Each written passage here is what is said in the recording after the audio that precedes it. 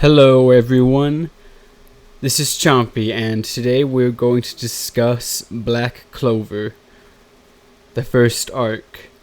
Now this isn't the first time I've read Black Clover, but after watching other channels like Totally Not Mark and seeing just how well they can analyze certain themes and deeper meanings in manga and stories, I've really taken a liking to that and want to do it myself, so I decided to go back and read. This isn't my first time reading Black Clover. I actually read it a long time ago, but I only got up to a certain someone getting their arms back. We'll just say that. So I'm not going to discuss what further things happen in the future that I know of. I'm going to talk about this as if with just the context that it gives you in the manga and just what thoughts may pop up from there, because I don't remember everything that was in it.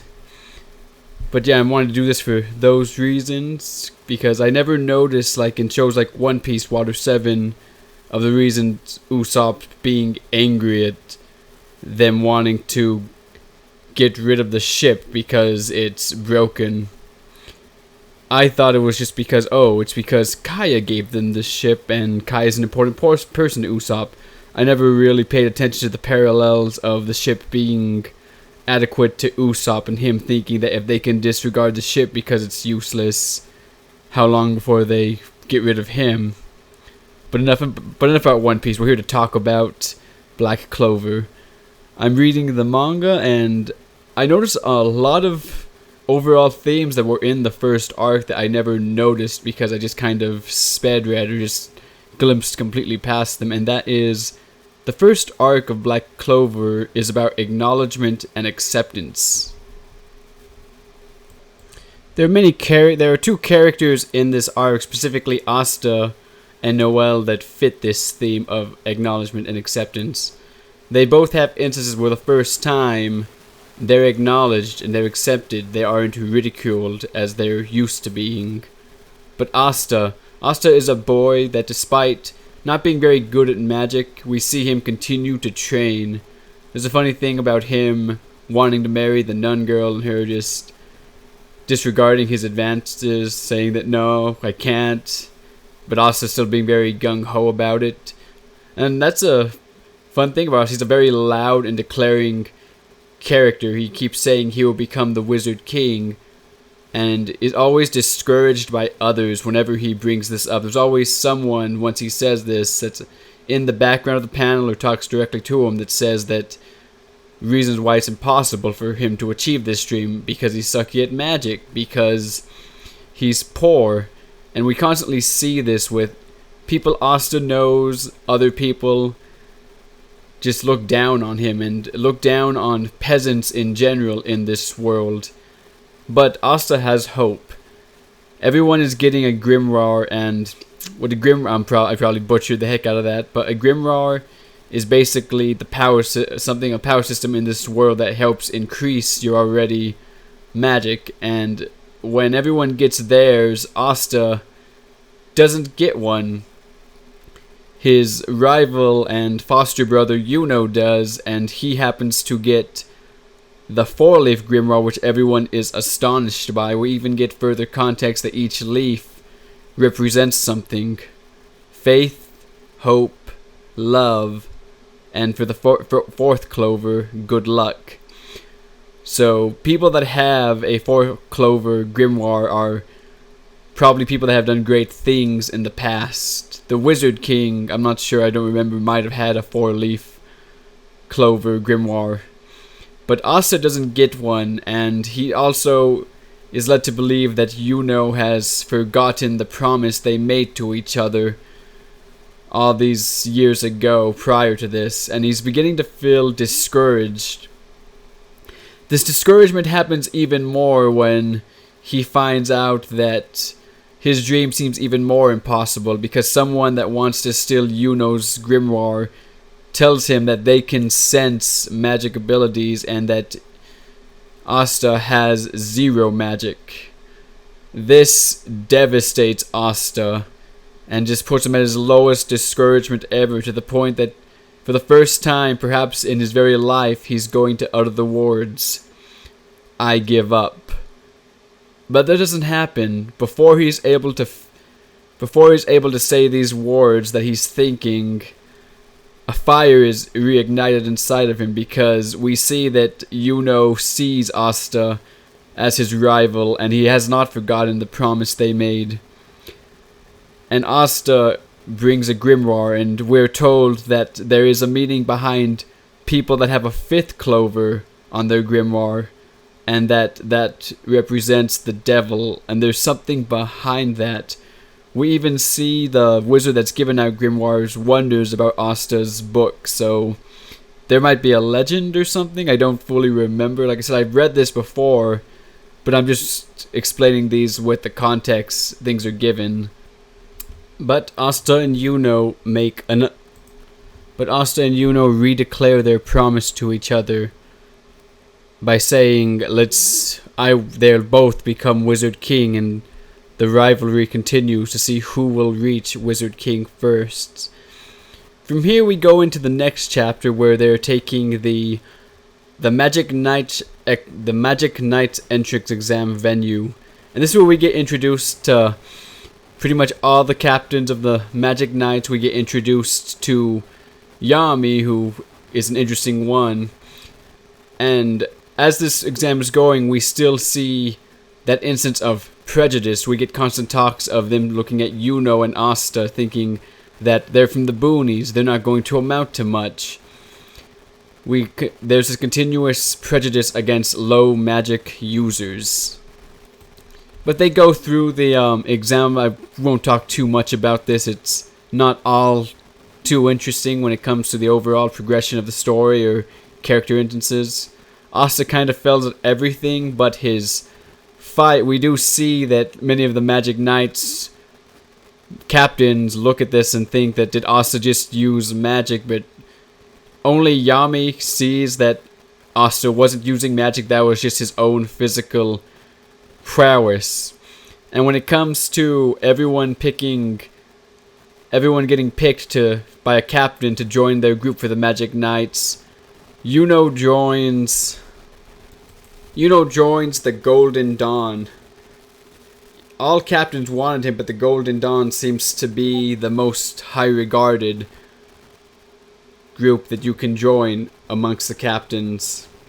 And what I have to say about this character is, don't trust him. I mean, looking at him, even when I first read this, I looked at him and it was like, he's giving me some serious Griffith vibes, and anything that gives me Griffith vibes, I do not trust. So Yuno joins his group, but when Asta comes up, nobody raises their hands to want him. And even Yami jumps down and tries to intimidate Asta, saying that, see, nobody wants you, you have no magic, but you're still telling us you're going to become the Wizard King. How about now with me next to you and you seeing my power? And Asta, never yielding, he still says it. He doesn't give up. He says, I'm still going to become Wizard King even if I'm not accepted today. And Yami laughs, but this isn't a judgmental laugh. He laughs because he likes Asta. He thinks he's interesting. He tells him to join the Black Bulls, but that he's going to put him through the ringer and it's going to be hell. But after that, he gives Asta words of encouragement. The first words of encouragement Asta has probably ever heard. He doesn't tell him, you can, that he believes that Asta can become the Wizard King. He just tells Asta to prove everyone here wrong and become Wizard King. More that, not so much that words of encouragement, I believe you can become Wizard King, but says that show everyone you can do it. Put in the work and show everyone you can do it. They're not words of discouragement or really encouragement. They're words of acknowledgement that you have this dream, so go for it. I'm not going to discourage your dream. I'm not going to encourage and say you can do it, but I'm saying go for it. And Asta, you see this in the panel that Asta kind of whelps, because this is perhaps the first time that someone's heard him make this declarement and nothing, and he doesn't hear something negative right after. Asta joins the Black Bulls, and very soon this scene reminded me a lot of when Lucy first met Fairy Tale. You know, there are people drinking, there's fights going on, they're making a wreck of everything. There's all these characters we're going to meet that are doing things in the background, and they continue to break things until Yami eventually tells them to stop. Yami tells them to stop breaking things by himself breaking things. It's actually pretty funny, and then we get introduced to each member, and Asta goes through his baptism. And once again we see through the baptism once Asta gets it done, which is pretty much this character Magna throwing a fireball at him and seeing what he does.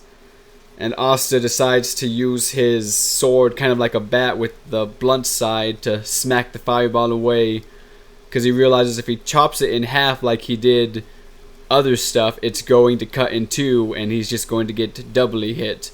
But this shows that Asta isn't a dumb fighter. He can adapt and he realizes things on the fly. And Asta's an awesome character. He immediately reminds me of Kuwabara from Yu Yu Hakusho, Knuckle, you know, the guy that has like delinquent energy but has a heart of gold. And after he passes this, Asta's kind of afraid he's going to get scolded for Magna for almost hurting him. But an interesting happens that Asta wasn't expecting. He gets praised again for the first time, even when he says that he can't use magic. No one here in the Black Bulls is making light of Asta, is judging Asta because he can't use magic, or that because he's poor. They're all accepting him and acknowledging him. Once again, Asta has found a family. He has found a place where he can be accepted and acknowledged, of people that won't make fun of his dream. Now, we enter perhaps my favorite character, because let's face it, I'm a sucker for a good tsundere, Noelle. Once Noelle's introduced, you know, she does insult Asta when is mentioned she's royalty, and Asta can't tell he's insulted right away. We actually see that he respects authority, because once learning she's a royal, he bows down to her and apologizes, but then remembers like, oh wait, you called me an insect? Why did you do that? We see Noelle's instance where Magna gets mad. He says, I don't care if you're royalty or the little sister of the captain of the Silver Eagers. Mr. Yama's the only guy who'd take on a shrew like you. After that, we get a funny scene of Asta getting his own room. They say that they apologize. It's tiny and dirty, but Asta is just super happy that for the first time he's getting his own room. He's never had his own room. We even get this instance of him cleaning up and picking up his room. And he thinks on the thing that now him and Yuna are on their journey to both race to become Wizard King. So later in the night, Noelle is practicing magic, and we learn that just like Asta, Noelle has also been ridiculed her entire life. She's unable to use her powerful magic, and we see that her family members, even maybe other nobles, have made fun of her for this and basically disclaimed her, thinking that she's worthless and trash. And her magic goes out of control. She almost drowns, but Asta saves her, and she, after getting saved, thinks that the Black Bulls are all going to make fun of her because she can't use magic. She expects this because it's always happened to her in her life, just like Asta has always heard a negative comment when telling someone he's going to become the Wizard King. But just like with Asta, that doesn't happen. In fact, she's surprised because she's praised, perhaps for the first time in her life. Asta says that she has some amazing magic. She's so powerful that once she learns to control it, she's going to be very strong, and that Asta's going to have to train even harder so he doesn't fall behind of someone so amazing. Even Magna says that, what, you couldn't control your magic and that's why you were so insecure? Like, that's no big deal here. we're the Black Bulls. They say that they're all a group of failures. But again, we get this instance of acceptance and acknowledgement. Here in the Black Bulls, you find a place you can call home, where you won't be ridiculed for what you're trying to do in life. Jumping further into the story, we get our first mission, and the thing is, they are going to have to hunt some boars over a lost bet as a favor to someone. You know, Yami went gambling. He lost a bet and bet that if he lost, that he'd send some people over to go hunt the boars for them. Magna decides to take Asta and Noelle to this. We still see an instance that Noelle is still kind of insecure about herself. She says that I can't use my magic, so should I go? I'm just going to be in the way. But she's reassured again. Magna says that, yeah, you can't use your magic, but this is how you get better. You keep going on mission after mission, and slowly you're going to learn to use magic. And another very interesting thing I took note of was, to get there, they take a flying broom, and Magna takes Asta and Noelle, since they're both unable to fly a broom. Asta because he has no magic, and Noelle because she can't control her magic. So this immediately creates a situation where Magna is not going to be at 100% when they get to this village. That once they arrive, they find out the village is being pillaged, and we also learn about even further prejudice in the world of Black Clover. We learn that that the country that Asta is from is divided into 3 realms, and that is the Forsaken realm, where Asta and Magna are from, which is where people that would be considered peasants are from. The Common realm where most people are from, and the Noble realm, which is exclusive to only people that are royalty and have strong magic. And we jump to a flashback here that Asta's one of his reasons for wanting to become Wizard King is he wants to destroy this prejudice. And I took note here that Asta wants to become Wizard King to destroy this prejudice, but this is a very thing currently. So does the former Wizard King allow this prejudice and divide in class to happen? Or what kind of politics of this world are controlling all of this that allow all of this to go down the way it does? The fight ensues. We get some great panels of fighting. Noelle, still very insecure and somewhat conditioned to believe that she's in the way after all the things she's heard of the ridicule of not being able to control her magic, is still scared. She thinks that she can't do it, but is reassured and helps out in the fight. And when she's helped in the fight, we kind of learn that grimoires are kind of like the book in Zatch Bell, how the way new spells get introduced and stuff. They said that heightened emotions, strong resolutions can add new spells, or just overall training. And it got me thinking, maybe if Asta could use magic, he would be super OP, because he's the pinnacle of just heightened emotions and strong resolutions, and has had so many character moments already. The fight doesn't go the way they want it to. Magna is thinking that their situation is kind of hopeless. Noelle is protecting the people she puts a barrier up that's pretty strong, and Asta's getting beat up, and Magna's not 100% like I said, which doesn't immediately show that he's weaker than Asta, who's fighting this guy and holding his own. It just shows that at the current moment he can't do much because his magic is low, kind of similar to, I'd say, the fight between Jiraiya, Tsunade, and Orochimaru in the old Naruto. They found ways to nerf the characters, but left things open that they're nerfed right now. This isn't the strongest they can be, so that in future fights we can have them fighting even more powerful characters and showing what they can truly do. We get introduced to this swallow that shows up after the fight and brings this magic charm and brings it to Asta and starts hanging around Asta. It's the funnest thing that Noelle thinks the swallow's pretty cute. But when they try to interrogate the bad guys killed themselves, and Asta is taken aback by this. He says, "What do you think life is? I'll never accept people like you." So we get that Asta thinks very high of life. We also see even further mentions of prejudice, because one of the characters that died during this is the one that Yami lost the bet to, and they were going to kill the boars for.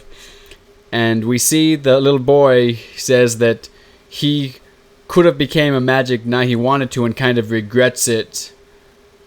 And he gets up and asks Asta that could he, even though he's a peasant, could he become a magic knight?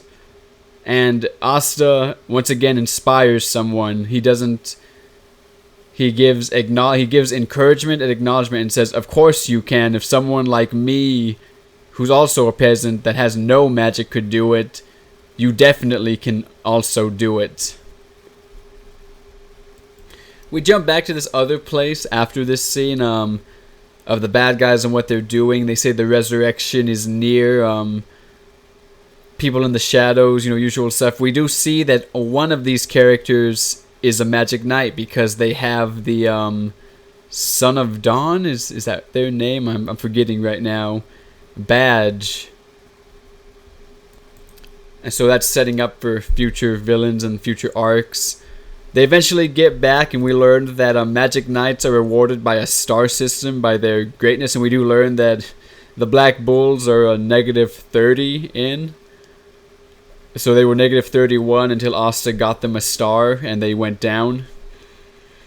And we also see more instances that Asta is just grateful for everything, because they give them their small amount of reward for winning this, and Asta is ecstatic for the money he's getting, while Noelle is saying that this isn't much money anyways.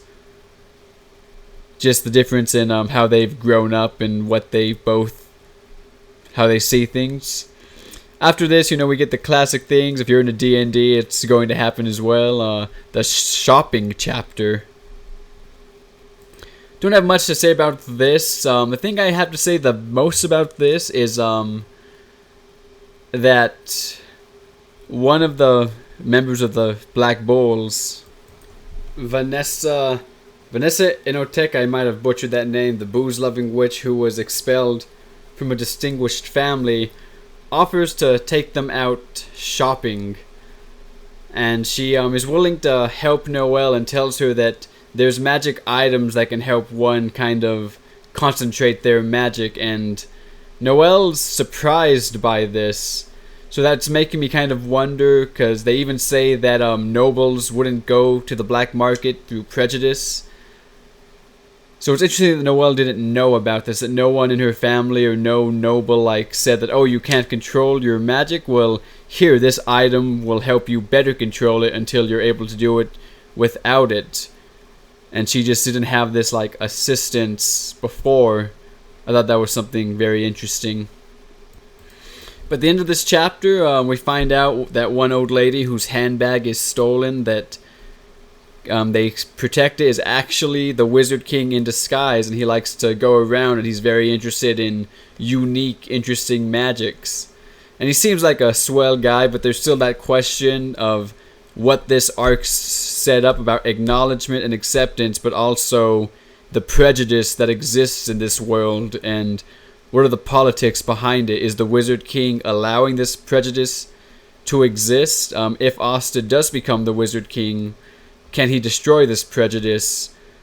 Because why is there the Forsaken Land, the common and the noble? But anyway, that was the first arc of Black Clover. I'm actually really enjoying rereading this material and noticing things I didn't notice first. It'll take me a while before I get to the moments where I'm going to be totally blind and not know what's going to happen next, but pretty excited. But hope you liked this video of my discussion of the first arc. If you liked the video, make sure to smash that like button. If you're not subscribed, give me a subscription. I always appreciate it. And I will see you next video. Goodbye.